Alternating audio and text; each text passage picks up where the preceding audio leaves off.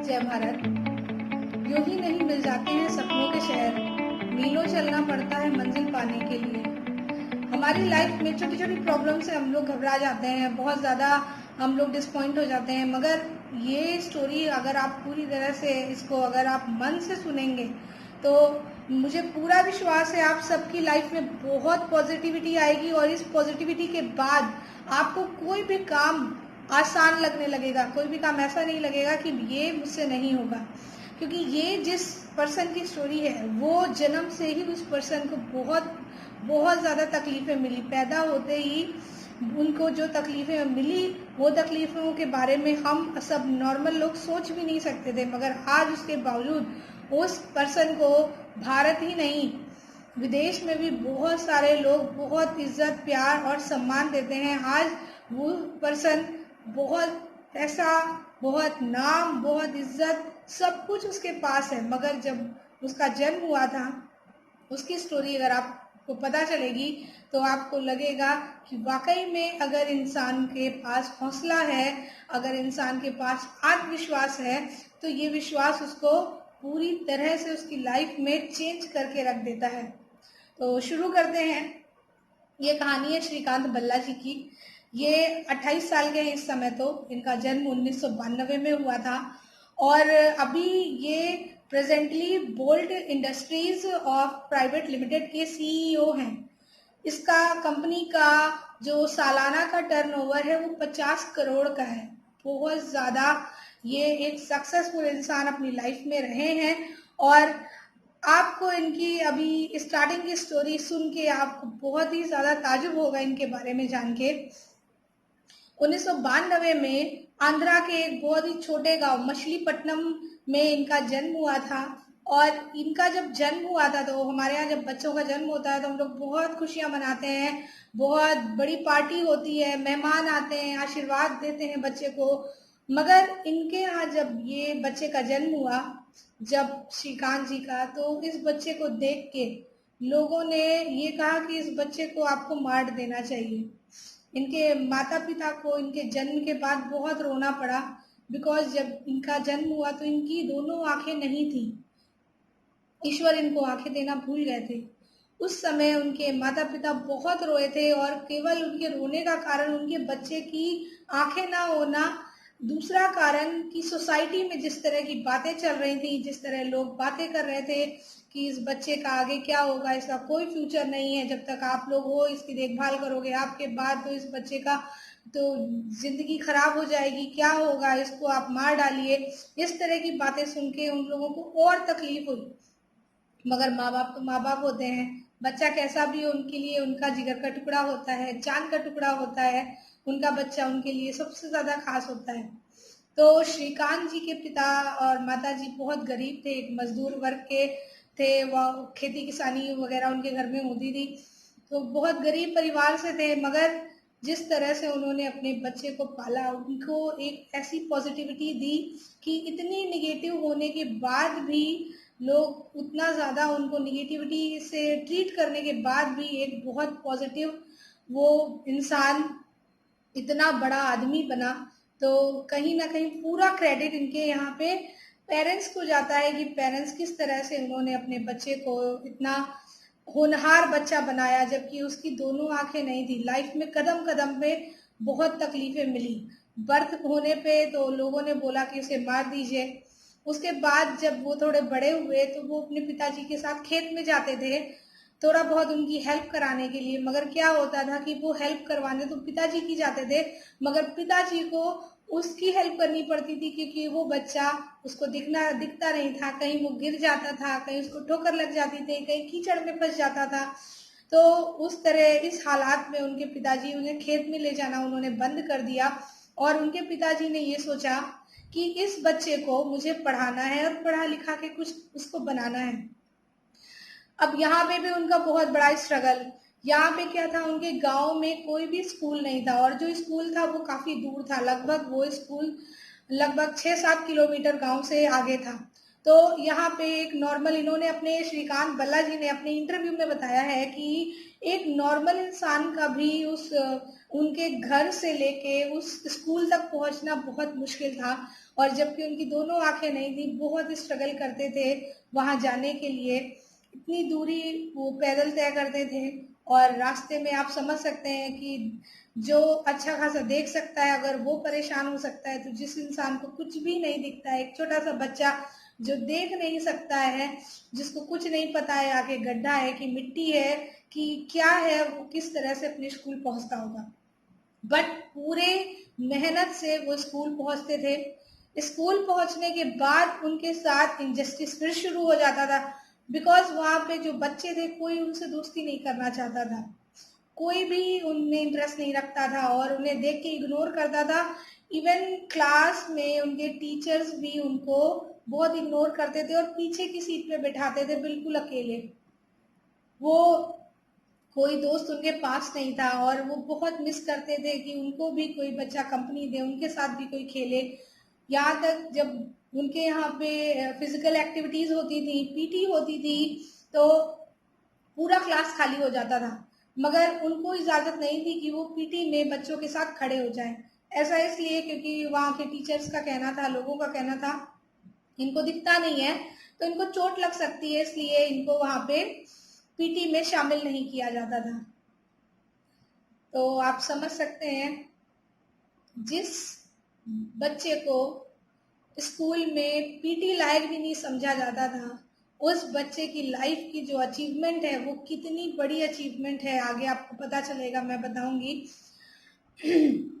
उसके बाद क्या हुआ, उसके बाद स्कूल उनका 2 साल उन्होंने स्कूलिंग की, मगर उनको ऐसा लगा कि इस स्कूल में उनकी प्रोग्रेस होने की बजाय और वो डिग्रेड हो रहे हैं, तो उन्होंने आगे, इनके पिताजी इनको आंध्रा ले आए और आंध्रा के हैदराबाद शहर में, बड़ी सिटी में, यहाँ पे जो डिसेबल बच्चे होते हैं जो देख नहीं सकते थे, मूक बधिर का जो विद्यालय होता है, स्कूल, उनमें इनका एडमिशन करवा दिया। यहाँ में एडमिशन के बाद में इनकी लाइफ में बहुत बड़ा चेंज आया। इन्होंने यहाँ पे पढ़ना शुरू किया, अपने जैसे ही बच्चों के साथ ये कंफर्टेबल हो गए। यहाँ पे क्या हुआ, इन्होंने नेशनल लेवल पे शतरंज खेली, नेशनल लेवल पे क्रिकेट खेला। जिस बच्चे को स्कूल में पीटी लायक नहीं समझा जाता था, उस बच्चे ने पूरा भारत के पूरे नेशनल लेवल पे बड़े बड़े गेम खेले, और गेम खेलने के बाद उन्होंने अपना नाम भी कमाया। तो ये होता है कि इंसान के पास बहुत ताकत होती है, अपॉर्चुनिटी होती है, मगर अगर सोशल हमारे पास ऐसे लोग भी होते हैं जो डीमोरलाइज करने का काम करते हैं, तो पहले तो सोसाइटी को भी ये सोचना चाहिए कि हमें लोगों के लिए एक बूस्ट देने का, एक सहारा देने का काम करना चाहिए, ना कि उन्हें डीमोरलाइज करना चाहिए जो लोग अगर किसी तकलीफ में हैं। फिर उसके बाद उन्होंने 10th का एग्जाम दिया। 10th के एग्जाम में उन्होंने 90% से उसको क्लियर किया, और उसके बाद फिर उन्होंने, जब वो 12th में आए, तो 12th में उन्होंने वो साइंस साइड लेना चाहते थे, उन्हें साइंस बहुत अच्छी लगती थी, मैथ्स बहुत अच्छी लगती थी, बट यहाँ पे भी बहुत बड़ा संघर्ष उनको करने को मिला, क्योंकि यहाँ पे साइंस और मैथ देने से मना कर दिया गया। उनको कहा गया कि जो इस तरह के डिसेबल लोग होते हैं उन लोगों को आर्ट से ही पढ़ना होगा, उन्हें साइंस नहीं दी जाती है, ये रूल है।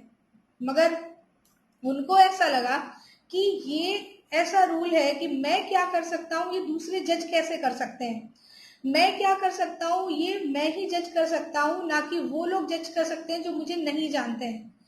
उन्होंने 12th में अपने टीचर के हेल्प से उन्होंने एक केस लड़ा, और उस केस में वो जीते भी, मगर उस केस को जीतते जीतते 6 महीने हो गए, और कोर्ट का जो जो उनका आदेश आया वो ये आया कि आप कर सकते हैं पढ़ाई साइंस से, मगर आप अपनी जिम्मेदारी पे करेंगे। जिम्मेदारी पे क्या करेंगे, इसका मतलब बस यही था कि 6 महीने निकल चुके हैं, कोई सिलेबस उनके पास नहीं है, कोई बुक्स रेडी नहीं है, कुछ भी रेडी नहीं है, तो आपकी जिम्मेदारी है, आप पढ़ सकना, आप अगर पढ़ सकते हैं तो पढ़ लीजिए, नहीं पढ़ सकते हैं तो आप फेल हो सकते हैं।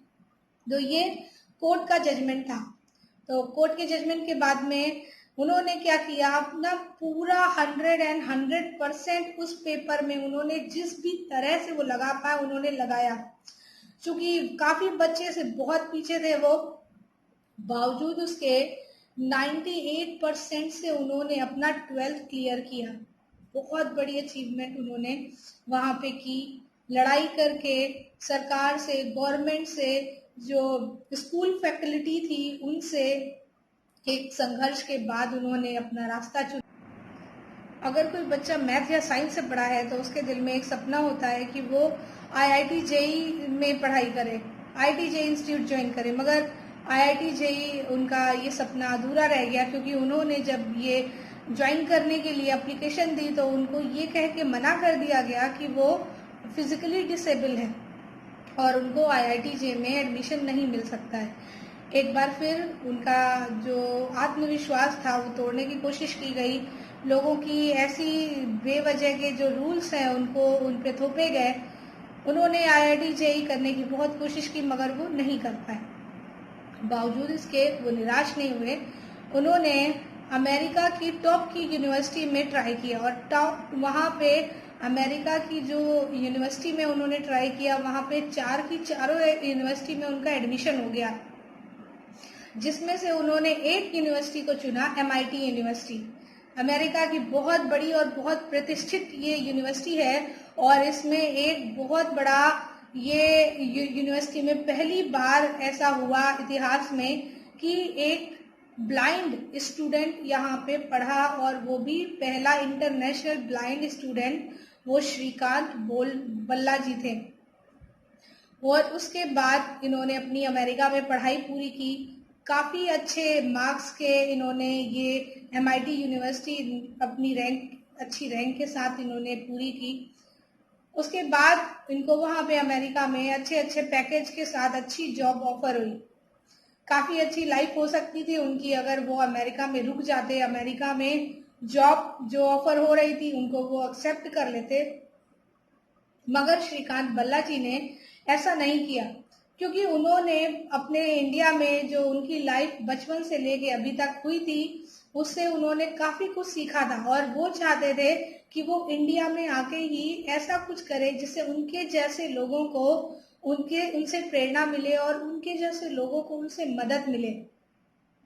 एक ऐसा इंसान जो बचपन में जिसको लोगों को लगता था ये दूसरों पे बोझ बनेगा, ये माँ बाप पे बोझ बन जाएगा, इसको कौन देखेगा, एक ऐसे इंसान की सोच ही ऐसी थी कि उसको दूसरों की ही हेल्प करनी है, दूसरों की मदद करनी है। आप समझ सकते हैं उनके उनके हौसलों के, उनके जज्बों की जो वो उड़ान है वो कितनी है। वो इंडिया वापस आए, इंडिया वापस आने के बाद उन्होंने यहाँ पे टाटा, जो हमारे रतन टाटा जी हैं वो बहुत ही अच्छे वैसे तो दिल के इंसान हैं, सबकी बहुत हेल्प करते हैं। उन्होंने श्रीकांत जी की भी हेल्प की और उनकी कंपनी स्टार्ट करने में उनकी मदद की। उनकी कंपनी में बोल्ड इंटरप्राइजेस प्राइवेट लिमिटेड उनकी कंपनी बनी, जिसमें आज वो चेयरमैन है, सीईओ है और उनकी जो कंपनी है वो 50 करोड़ का टर्नओवर उसका सालाना है।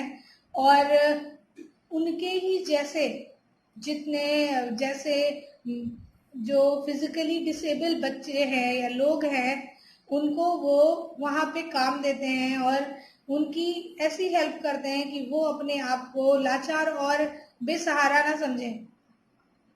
उनका कहना है, इनका इंटरव्यू में उनका एक कहना था कि मेरे माता पिता, मेरे जन्म में तो उन्होंने बहुत तकलीफ उठाई, मगर मेरी नज़र में मेरे माता पिता दुनिया के सबसे अमीर माता पिता हैं और मैं दुनिया का सबसे लकी एक बेटा हूँ, बिकॉज मेरे माता पिता के पास जो है वो बहुत सारा प्यार है उनके लिए और एक दूसरे की हेल्प करके उनके माता पिता ने एक दूसरे की हेल्प की, अपने बच्चे के भविष्य को संवारा और उनको आज उस लायक बनाया जिस लायक दुनिया वाकई में हर माँ बाप अपने बच्चे को देखना चाहता है।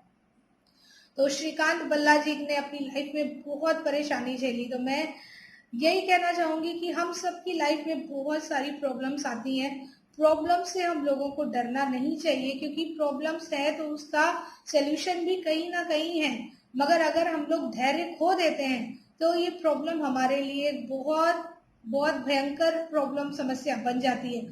मगर अगर प्रॉब्लम्स को हम लोग अपने अपने माइंड में रखते हैं कि ये प्रॉब्लम है तो इसका कहीं ना कहीं कोई ना कोई हल जरूर होगा, तो ये प्रॉब्लम हमारे लिए कोई बहुत बड़ी समस्या नहीं बन सकती है। आप भी इनका उदाहरण एक ऐसा उदाहरण है जो मतलब जिसके लिए हम लोग कुछ कर भी नहीं सकते हैं। बचपन से अगर उनकी आंखें नहीं थी, कदम कदम पे उन्हें हर कहीं कुछ हर भी किसी भी काम के लिए रोका गया। एक माता पिता मजदूर वर्ग के होने के बाद आज वो करोड़ों की कंपनी के मालिक हैं, करोड़ों लोग उनके अंडर में काम कर रहे हैं। तो अगर ऐसे इंसान से अगर हम देख सकते हैं कि प्रेरणा ले सकते हैं तो हम अपनी लाइफ में कुछ भी कर सकते हैं। बस हमें अपने पे विश्वास होना चाहिए। लाइफ हमारी उसी तरह से होती है जिस तरह से हम उसको देखते हैं। लाइफ कभी हमें दूसरों की नजर से नहीं देखना चाहिए।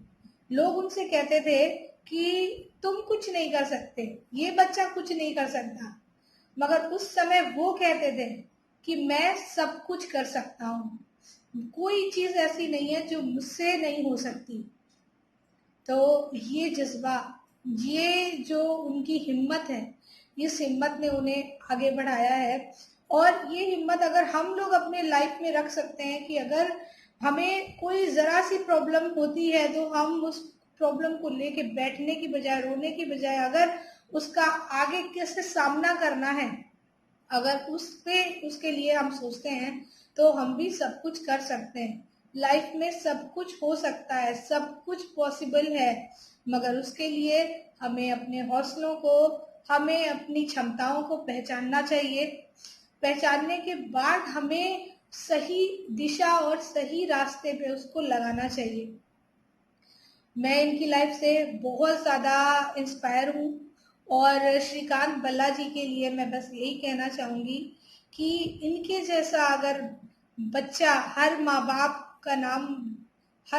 चाहता है कि उनका नाम ऐसे बच्चे रोशन करें, तो ऐसे ही अगर हम लोग पेरेंट्स हैं या हम लोग अगर बच्चे भी हैं अभी माँ बाप के, तो हम लोगों को भी इसी तरह से अपने माता पिता के प्रति और अपने प्रति, अपने समाज के प्रति हमारे क्या कर्तव्य हैं, हमें उसको पूरा करते हुए अपनी लाइफ में हमें भी सक्सेस होना है।